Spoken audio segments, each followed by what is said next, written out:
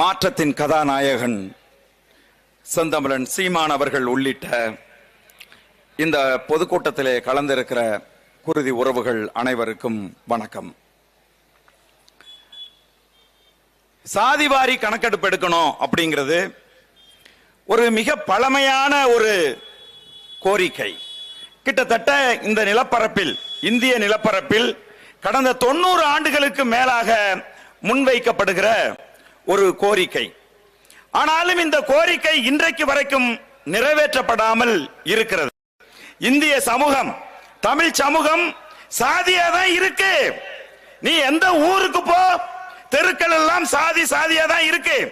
நரேந்திர மோடிங்கிறான், மோடிங்கிறது சாதி பேரு. சச்சின் டெண்டுல்கருங்கிறான், டெண்டுல்கருங்கிறது சாதி பேரு. சௌரவ் கங்குலிங்கிறான், கங்குலிங்கிறது சாதி பேரு. இருக்கிற பெயர்கள் எல்லாம் வடநாட்டான் சாதி பெயர்களை வைத்திருக்கிறான். அவன் பெயரை சொன்னாவே அவன் என்ன உயர்ந்த சாதியா தாழ்ந்த சாதியா அப்படிங்கிறது எல்லாமே நமக்கு தெரியும். சாதி சாதியாகத்தான் இந்த சமூகம் பிரிந்து கிடக்கிறது. ஆனால் சாதிவாரி கணக்கெடுப்பு மட்டும் நடத்தக்கூடாது. சாதிவாரி கணக்கெடுப்பு நடத்தினா சாதி கூர்மைப்பட்டு விடும் என்று ஒரு பூச்சாண்டியை முன்னிறுத்துகிறார்கள்.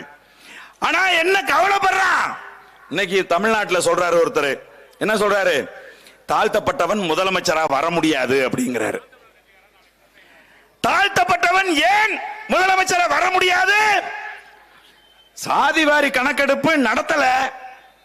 சாதிவாரி கணக்கெடுப்புக்கும் தாழ்த்தப்பட்டவன் முதலமைச்சரா வர்றதுக்கும் என்னடா சம்பந்தம்? சம்பந்தம் இருக்கு, சம்பந்தம் இருக்கு. எவ்வளவு பேர் தாழ்த்தப்பட்டவன் இந்த நிலப்பரப்புல இருக்கான்? நீ பாத்தீங்கன்னா இந்திய அரசியலமைப்பு சட்டம் சொல்லுது, எஸ்சி எஸ்டியை கணக்கெடுக்கலாம்.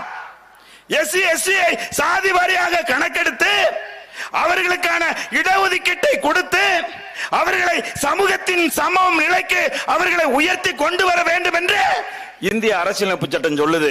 மக்கள் தொகை கணக்கெடுப்பு நடத்துகிற போது எஸ்சி எஸ்டியை மட்டும் கணக்கெடுப்பு நடத்துவான். இப்ப சாதி கூர்மை பட்டுச்சா? எஸ்சி எஸ்டி எல்லாம் திமிரி எழுந்து நிக்கிறானா? நான் கேட்கிறேன். ஆகவே நண்பர்களே, இன்னைக்கு வந்து பாத்தீங்கன்னா நம்ம அண்ணன் செந்தமிழன் சீமான் ஒரு அரசு அதிகாரியை பார்த்து சொன்னார். என்ன சொன்னார்னா, நீ சாதியை மனதில் வைத்துக் கொண்டு பேசுகிறாய் அப்படின்னு சொன்னார். உடனே அவரு அதுக்கு ஒரு பதிவு போட்டார், சாதிகள் இல்லையடி பாப்பா அப்படின்னு ஒரு பதிவு போட்டார். நான் சொல்றேன், இந்த கூட்டத்தின் வாயிலாக அவருக்கு நான் சொல்லுகின்றேன்.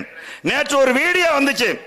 அந்த வீடியோவில் ஒரு 2 பசங்களை கைது பண்ணி கொண்டு வந்து வச்சு, நீ ஒரு காவல்துறை அதிகாரி என்று தெரிந்தும், அவருடைய மனைவி ஒரு காவல்துறை அதிகாரி என்று தெரிந்தும் அவரை அவதூறாக பேசினாயா, அவரை ஆபாசமாக திட்டினாயா, இணையதளத்துல ட்விட்டர்ல போட்டியா அப்படின்னு சொல்லி ஒரு பெண் காவல்துறை அதிகாரி உட்கார்ந்து அவரை மிரட்டுறாங்க, அவங்க கேள்வி கேட்கிறார்கள்.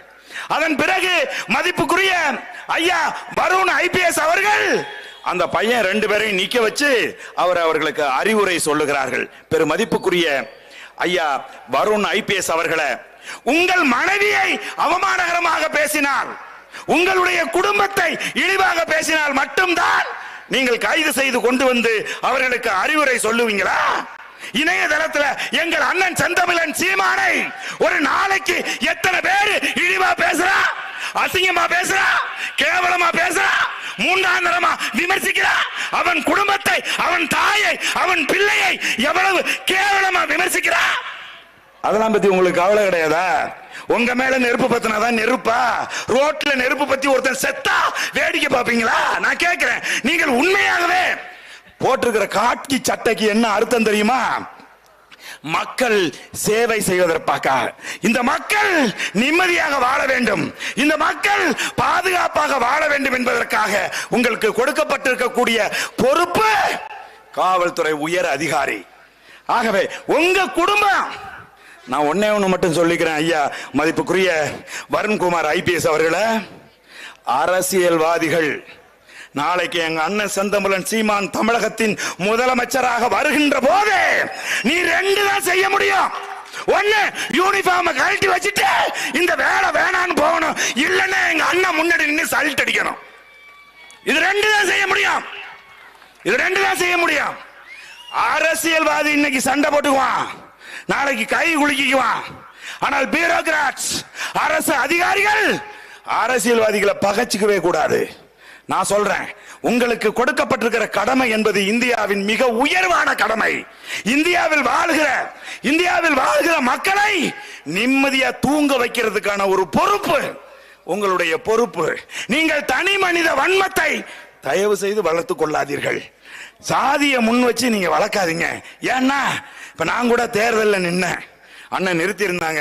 அப்ப நான் சாதி பார்த்து நீ ஓட்டு போட்டால் உன் ஓட்டு எனக்கு தீட்டுன்னு மேடைக்கு மேடை நான் முழங்கினேன்.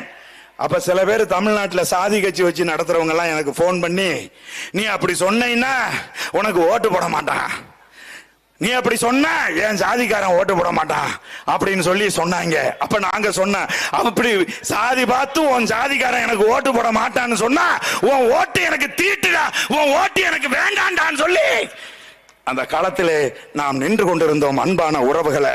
அதனால சாதிவாரி கணக்கெடுப்பு அப்படிங்கிறது நாம் தமிழர் கட்சியினுடைய கொள்கைகளில் ஒன்றாக இன்றைக்கு மாறி இருக்கிறது. அந்த சாதிவாரி கணக்கெடுப்பை தமிழக அரசு எவ்வளவு கிளவர் தெரியுமா, எல்லாத்தையும் ரொம்ப கிளவரா தள்ளி விடுவாங்க. சொல்றாங்க, ஐயா மு.க. ஸ்டாலின் அவர்கள் சொல்றாங்க, சாதிவாரி கணக்கெடுப்பை ஒன்றிய அரசு எடுக்க மறுக்கிறது. நம்ம என்ன கேட்கிறோம், நிதிஷ்குமாருக்கு ஒன்றிய அரசு அனுமதி கொடுத்துச்சா? பீகார்ல சாதிவாரி கணக்கெடுப்பு நடத்துவதற்கு அனுமதி கொடுத்துச்சா? இந்த சமூகமே சாதியாக பிரிந்து கிடக்கின்ற போது, நீ சந்திக்கின்ற ஒவ்வொரு மனிதனும் சாதியை சுமந்து கொண்டு நிற்கின்ற போது, சாதியால் இந்த சமூகம் இழிவுபடுத்தப்படுகிற போது, மிகவும் குறைவான சாதியா இருக்கிற, மைனாரிட்டியா இருக்கிற, 1% கூட இல்லாத ஒரு சாதி கடந்த 60 வருஷமா தமிழனை ஆட்சி செய்துகிட்டு இருக்க. எந்த தமிழனாவது வெட்கப்பட்டமா? எந்த தமிழனாவது அதற்காக வருத்தப்பட்டமா? கருணாநிதி தமிழன் இல்லைங்கிறது என்னைக்குதான் தெரியும் நமக்கு? என்னைக்கு தெரியும்? அண்ணன் செந்தமிழன் சீமான் இந்த நிலப்பரப்புல வந்து அரசியல் பேசாட்டி கருணாநிதியை தமிழன் தானே நம்பிட்டு இருந்தா? யோசிச்சு பாரு. சாதிவாதி கணக்கெடுப்பு என்பது இந்த சமூகத்தை நேர் செய்வதற்கு, இந்த சமூகத்தை தூய்மைப்படுத்துவதற்கு, யாருக்கு எது போய் சேரணுமோ அவர்களுக்குரிய உரிமை பிரித்து கொடுக்கப்பட வேண்டும் என்பதற்காகத்தான் எங்கள் அண்ணன் செந்தமிழன் சீமான் அவர்கள் மாற்றத்தின் கதாநாயகன், தமிழகத்தை அடியோடு மாற்ற வேண்டும் என்பதற்காகத்தான் இந்த கோரிக்கையை முன்வைத்திருக்கிறார். இந்த கோரிக்கை உறுதியாக 2024 வெற்றி அடையும் என்று கூறி வாய்ப்புக்கு நன்றி கூறி விடைபெறுகிறேன். நாம் தமிழர்.